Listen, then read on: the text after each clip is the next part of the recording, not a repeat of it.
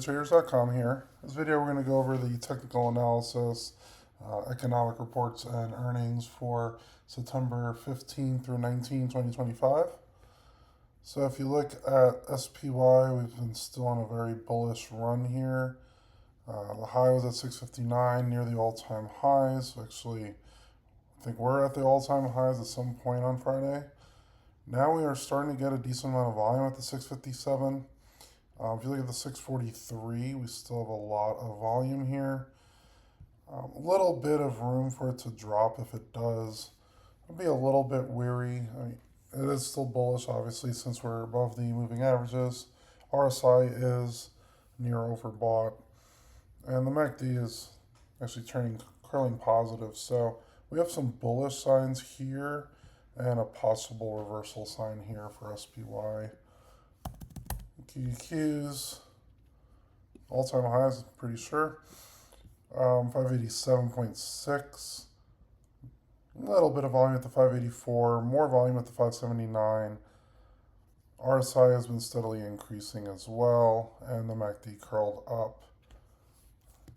The small caps, still pretty bullish in general, even though we had a relatively down day on the Friday. If you look at Thursday, we were from 237 all the way to 240, so big day for the small caps on Thursday. And decent amount of volume at the 236. We did slope down on the RSI due to the daily candle on Friday.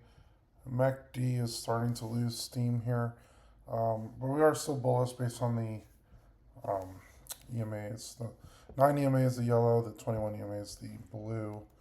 Let's look at the option chain for SPY. So you go to the option chain and then go to trade tab.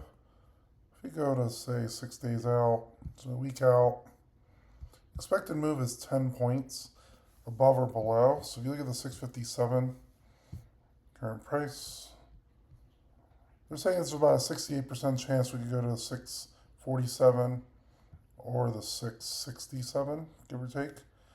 Pretty much exactly a 10 there. If you look at that, it's around a 0.2 delta on the put side, and then a 0.11 delta on the call side, which is a bit interesting because the call side delta is lower than the put side delta for the expected move. You can consider looking at the volume and open interest when the market opens on these to see if there's any put or call skew in one side. That could give an indication of possible levels where institutions might actually bring the market. We got volatility, we're at really low levels and been low for a decent amount of time. Low is 14.46. We did have a bit of a jump the week before, and then we've just been pretty much steadily decreasing here. This could be good opportunities if you're bullish on individual stocks or SPY to buy leap calls possibly. When we're at all-time highs, there's a chance that we could continue with further all-time highs, although that's not necessarily going to happen every time, but it's something to consider. So if you were going to try to get a cheap leap call in SPY, I would consider at least a year out, maybe 370 days, buy one pretty deep in the money, around 0.8 to 0.9 delta, somewhere around the 500 strike.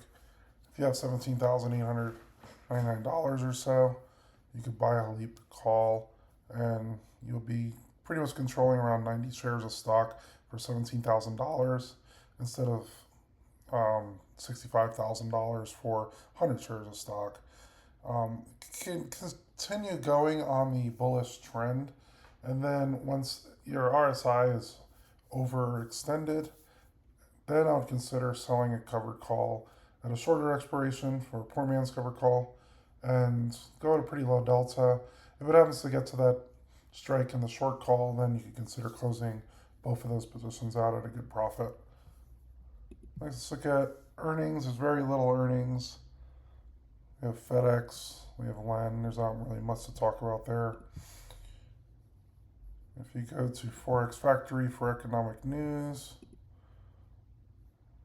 Monday, just the manufacturing index.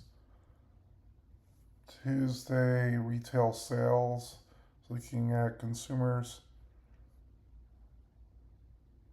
Wednesday, housing starts, and the big one, FOMC statement, FOMC press conference on Wednesday. So the market is expecting a very high probability of it dropping in interest rates. Let's just look up FOMC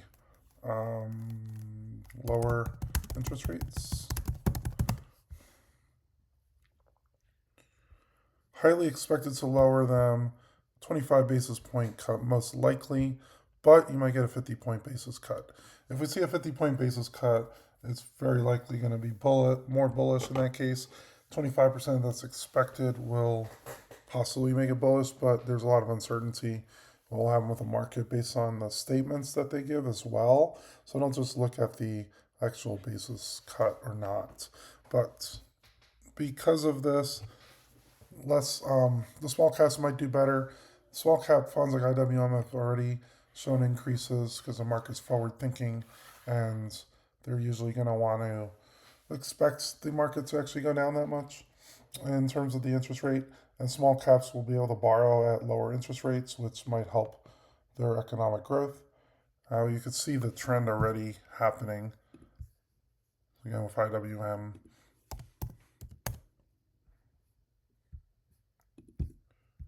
And we've been on a pretty bullish run already. We might continue that bullish run. If you get a 50-point cut, IWM could be a really good play at that point. Even with a 25% cut, the charts are showing it's pretty bullish. So again, this is Lance from TradingTraders.com. Hope you found this video helpful. Click like, subscribe, all that good stuff, and I'll see you guys in the next one.